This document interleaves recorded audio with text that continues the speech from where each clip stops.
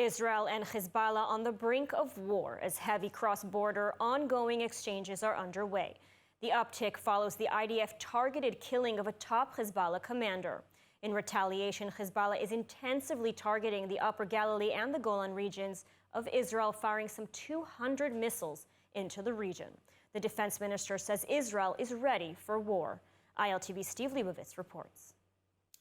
More than 100 rockets were fired at the north following an airstrike that targeted and killed a senior Hezbollah commander. In the hours following the airstrike, barrages of rockets were fired from Lebanon at Kiryat Shmona and other areas in the Galilee Panhandle and at northern Golan. The IDF said that most of the rockets struck open areas. There were no reports of injuries. Amid the shelling, Defense Minister Yoav Gallant said Israeli forces would be ready to take any action necessary against Hezbollah, although Israel would still prefer to reach a negotiated deal. אנחנו מכים את חיזבאללה כל יום, מכות קשות מאוד. ואנחנו גם נגיע למצב של מוכנות מלאה לעשות כל פעולה שנידרש בלבנון, או להגיע להסדרה מעמדה של כוח.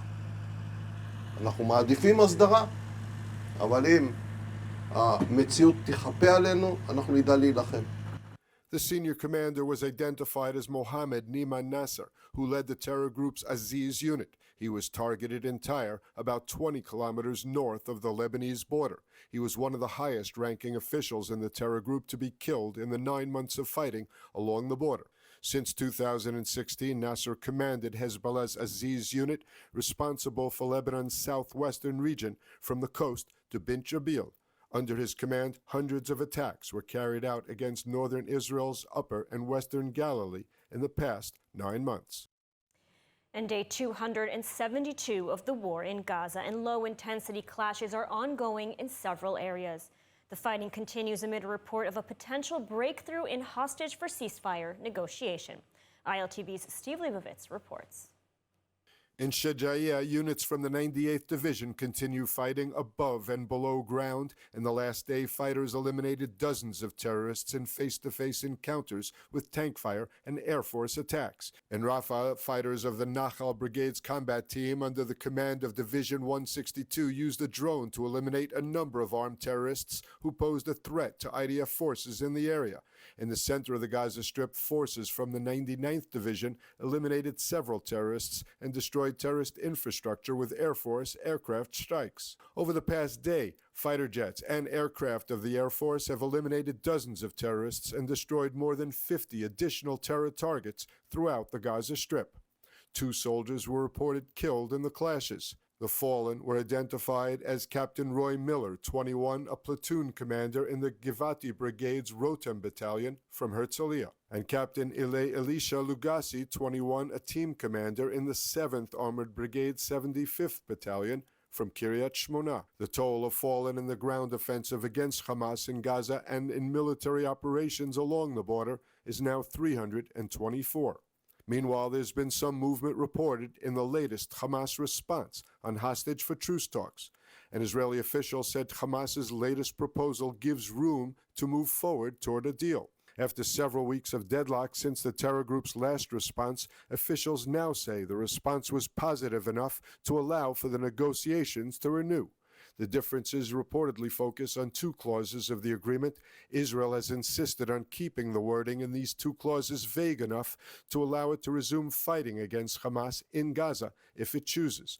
Hamas wants to ensure that Israel will not be able to resume fighting once the sides agree to the initial 6-week phase of the ceasefire deal. The Israeli government is expected to decide in the coming days whether to enter a new round of more detailed negotiations with the Qatari, Egyptian, and American mediators. July 7th will mark 9 months since the October 7th massacre by the Hamas terrorist organization.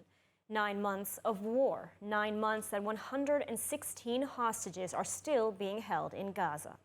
The IDF has announced a shift to Phase 3, but reiterates the war is still far from over.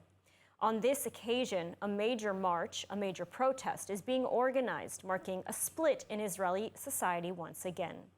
Joining us now in the studio are 2 mothers of IDF soldiers who for the better part of 9 months have been on duty. two mothers with shared experiences, but with very different outlooks on the war. So I'd like to welcome Sarah Sassoon and Mol Shamgar. Thank you both for joining us today. Thank you. So Sarah, let's start with you. Why don't you tell me a little bit about your son? How long has he been serving in Gaza? So my son began last March. He's in Sadir, which means he began his military service then. He's in elite paratroopers. And yeah, when he began, we had no idea there would be a war.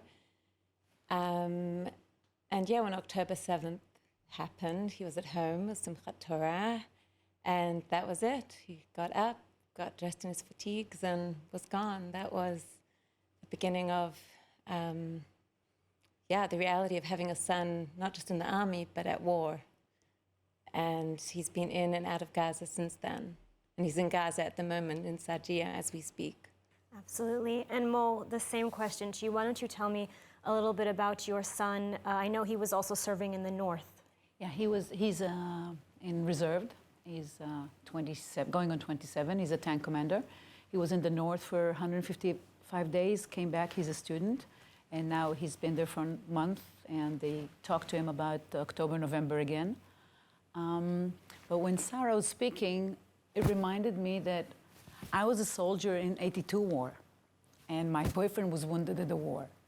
So this whole cycle of war after war. My father was wounded in '73 war.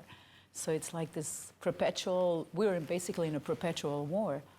You don't sleep well.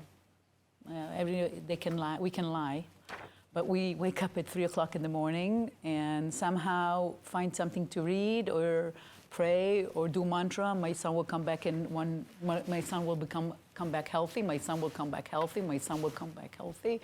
Or you do Reiki, or everybody has their own thing. Some people cook, I know, but you don't sleep well. I don't think men sleep well as well. I think men who've been to the army, whose sons are there, are even worse than the mothers. It's the perpetual, or the realities of life in Israel, unfortunately. Yeah. And Sarah, turning back to you, so you penned an opinion piece just yesterday about what it's like to be the mother of an IDF soldier, what it's like, in today's reality, and why you will not be attending this protest or any other protests during a time of war. Can you perhaps share your thoughts with us, maybe elaborate a little bit? Okay. So I had the stance from the very beginning of the protest movements in response to the government. It wasn't a political stance not to go to the protests. I wouldn't go to the right or the left because when I went to one of the right protests, because I was curious, what are they saying? There was no call for unity. And without the call for unity, I couldn't respect them. And this was across the board. There was no call for unity. And I was feeling, also with my background, I'm an Iraqi Jew. My father's from Baghdad. They all came in 1951, all my grandparents. And they experienced the experience of the Jews from Arab lands in Israel. They were living in refugee camps. They had nothing. And I was seeing with the protests that the Middle Eastern way of being that I come from as a Middle Eastern Jew wasn't being represented, which is that we really take the middle path. We really believe in unity at all costs. That for us is the most important thing. If you're a Jew, you're a Jew. No matter what you think or you feel or your ideology, you're a brother, you're a sister. And I wasn't feeling that from the protests. It felt like it was threatening our security before October 7th. I heard at the time from Lebanon, the Palestinians were saying, pack your bags, we're going home, because they saw the disunity in Israel. In the Arab world, that is a sign disunity. It's like they look at everything like chamulas, like families. If there's disunity and there's no authority figure, that means there's a gap in power and they can enter. And they're right. Mm-hmm. And they were right. October 7th happened. So now I'm like wondering, well, the protests didn't work before. How are they going to work again? So I can't support something that doesn't take a different stance, a different view, at least in perspective or nuance or energy. It's something that is much more loving and uniting. So that's what I would like. And Mo, let's turn to you because you have a little bit of a different outlook. I know we spoke previously and you've been critical of the government, especially now, for example, of the new draft law that's being proposed. I mean, what's your take? And also when you hear from Sarah. What's amazing is I identify with her completely from a different angle. Like, she's right that we should have unity. She's right that together we stand united, we fall. She's absolutely right. The thing is, you blame the protest, not what happened beforehand. So it's like you blame the victim and not the oppressor, which is a strange thing. But altogether, I relate to her that both sides are drumming the drums of war and not the drums of unity from all spectrum of Israeli society. But if you ask me about, so I'm an ex-Likudnik. I was a Likud. I left when the current Netanyahu came in because I don't believe in him. When you see reality, put the draft beside, put the protest beside, you see reality now. The new draft law is a truthful manifestation of the way he divides and conquer. He divides the people. He says, you don't have to serve, you serve, and then he divides and conquers. That's what he's doing. And he's doing it, and he's hurting the people of Israel and the only Jewish state. And that's something I can't take, because you can't endanger us as a people and then argue the protest is doing what? He's the prime minister. It's his role to bring people together. It's his role not to divide us. It's his role to make legislation that is acceptable, that is mending wounds, that is bringing people together, and not saying, okay, I'll pass laws that suffocate with it. This doesn't help. Okay, well, we're almost out of time, but I do want to try and end on a positive note. You know, Sarah, you spoke about the importance of unity. I mean, are you hopeful that Israelis will once again be able to stand united, especially in the face of Hamas and potentially Hezbollah in the north and you know, all the fronts that we're seeing today? I really feel that every person's going to have to answer that for themselves. Every person's going to have to choose. Am I going to go out onto the streets and shout and scream and create more energy of hate and blame? Or am I going to go out and say, what I want is to call you my brother. What I want is to call you my sister, no matter what your ideology, no matter what law is passed, because the hateful energy is only going to destroy us. We need to learn how to create a sense of, we want a new government, yes, that will pass laws that serve all of us and unite us. Yes, the government should be calling out for unity. It is their responsibility. But it's our responsibility still as a society to choose that we will even be better than them, that we will stay united no matter if they want to divide and conquer. We will not be divided. And that's what counts to me, and that's what's important, because as one person, I'm quite powerless. But together, if we put our heads together and if we pressure the government to listen to us, but in a loving way, without putting their backs against the wall and creating this hysteria that really creates so much alienation within us, that would be so much better. It would be so much healthier. And Mo, I just want to give you a final thoughts. Words are nice, very nice words, and I believe her, and I relate to her, and I wish I could say the same. I think we should hold our government accountable, and even more so. I think when you have a Likud party, the first time in history that a nationalist party is against its own military. The Likud is against the IDF. It's calling not, the army says we need such and such soldiers, and they're voting for law that's against the soldiers of the IDF. So her son will do 4 years of regular army. My son will do 250 days a year. For how long? So if we have an extended war, you can't, what happened before 7th October was a different story. You can't ignore it anymore. And the Likud is voting against the IDF and the IDF soldiers. This is not unity. I mean, it's nice to speak, but you need soldiers to protect the unity of the people. So I'm sorry. I agree. We agree to disagree, as they say in America. Well, it is absolutely a difficult time, an emotional time for all of us, and especially for you with sons serving in the IDF. So thank you both so much for joining us today. Thank you very much. Thank you. And moving on, anti-Israel protesters climbed the roof of Australia's Parliament House in Canberra and unfurled black banners accusing Israel of war crimes and calling for the elimination of the State of Israel. Footage showed a small group of people dressed in dark clothes with their faces masked on the roof of the building in what has been deemed a serious security breach. The banners unfurled, including one reading, "From the river to the sea, Palestine will be free," the common chant calling for the elimination of Israel, and also included a red triangle, the symbol used by terrorist group Hamas to mark its targets. One of the protesters gave a speech with a megaphone saying they would continue to resist. After the demonstration, the protesters packed up their banners before being led away by police. The Australian Home Affairs spokesperson said an investigation into the incident and how they were able to breach security and access the Parliament building would be required. In medieval times, blood libels ignited pogroms that shattered our people. And now echoes of these lies persist in new blood libels. On college campuses, online, in the media, and halls of power, Jewish communities are facing this haunting echo of history once again. That's why we must speak out and make our voices heard. Today, there is only one organization that truly brings together Jewish communities from more than 100 countries and effectively elevates the voices of young leaders standing on the front lines in this battle for our survival: the World Jewish Congress.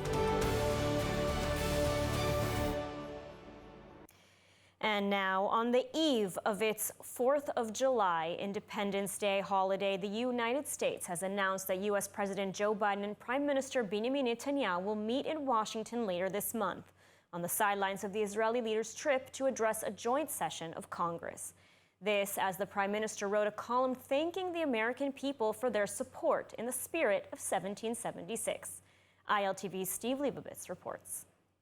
In a column published by the Jerusalem Post for the U.S. Independence Day holiday, Prime Minister Netanyahu wrote, "The U.S. stands with Israel because Americans are similarly moved by the legacy of their forefathers. On this 4th of July, I want to thank the American people for being true to their birthright, the spirit of 1776, and wish them a happy and blessed Independence Day. Through thick and thin for the past 9 months, Israel has deeply appreciated vital American support," Netanyahu wrote.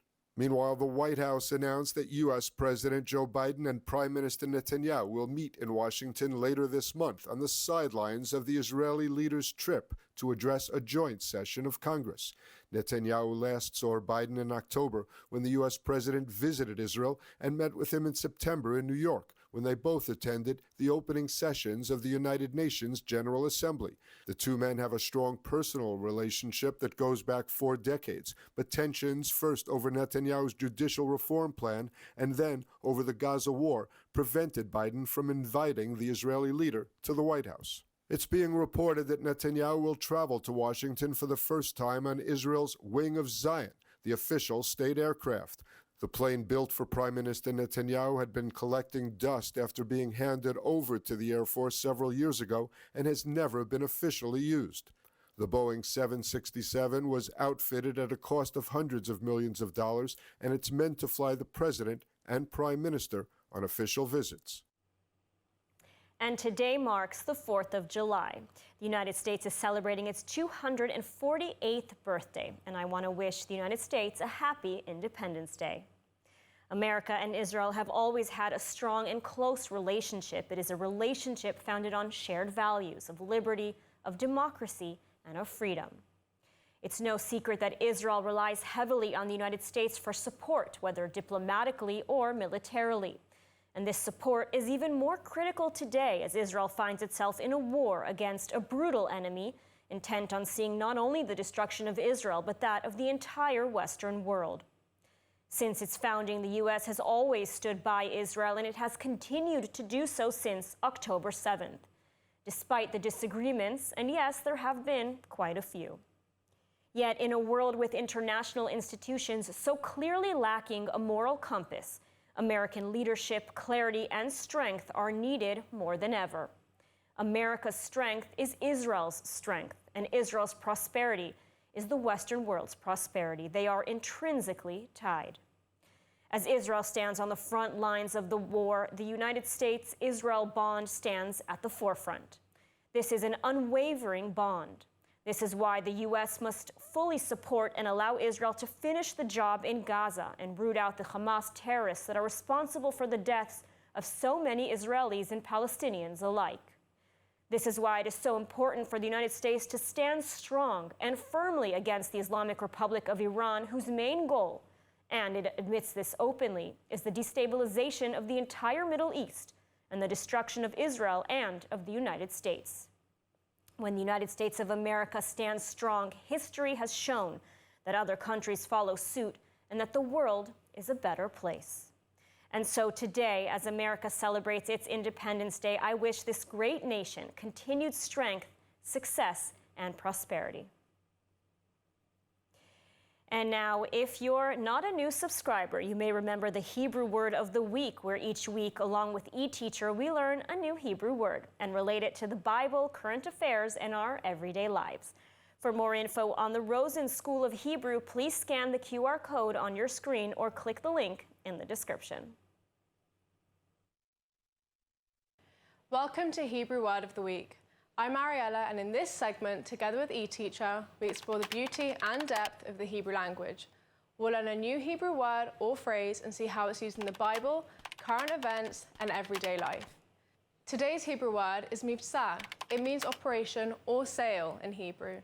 Mivtza refers to a planned and coordinated activity or campaign, often with specific objectives and goals. It can denote military operations, medical procedures, or any strategic initiative. The word mivtza is commonly used in Hebrew to describe various types of operations. In a military context, mivtza can refer to a specific mission or tactical maneuver. In civilian contexts, mivtza can describe organizational efforts, projects, or interventions aimed at achieving specific outcomes. Here are some examples of how the word mivtza can be used in a sentence. HaMivtza HaTzva'i hushlam b'atzlacha, meaning the military operation was completed successfully. Or Yesh b'kanyon hamon mivtzaim lechagim, meaning there are lots of holiday deals at the mall. So if you're interested in learning more about the Hebrew language, check out eTeacher. This online and live course is the most established Hebrew language instruction institution. You can learn with a time-proven method for every level or start from scratch. eTeacher offers dynamic online courses with live video lessons, weekly webinars, and ample support, and allows you to connect to a lively global community for an enriched learning experience. Scan the QR code or click the link below and visit the eTeacher website today to learn more. I hope you enjoyed learning about the Hebrew word mivtza. Please join us next week for another episode of Hebrew Word of the Week. And in the meantime, I encourage you to practice using the word mivtza in your own life, and feel free to share your experience with us in the comments below. And now, let's take a look at the weather forecast. Mostly clear skies are expected tonight around the country, with temperatures set to reach lows of 23 degrees Celsius or 74 degrees Fahrenheit. Tomorrow, the heat wave in Israel continues as we'll see sunny skies and hot temperatures at highs of 35 degrees Celsius or 94 degrees Fahrenheit. Temperatures will drop slightly on Saturday and rise again for next week.